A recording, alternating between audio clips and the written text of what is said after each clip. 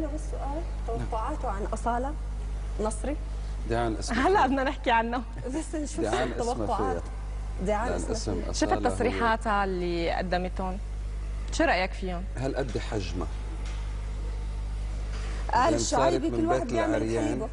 معناتها خلص تعرت من جلدها، مع احترامي لآل العريان، بس ديعان اسمها فيها أصالة.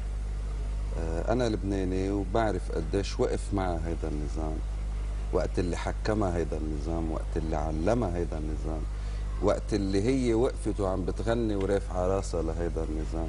هيدا الإنسان اللي ببيع مبادئه. يعني تستغرب من هالانقلاب المفاجئ. إذا بنت بلد ما بدك تشوفي قديش قبضت، قديش دفعوا لها، قد ايه؟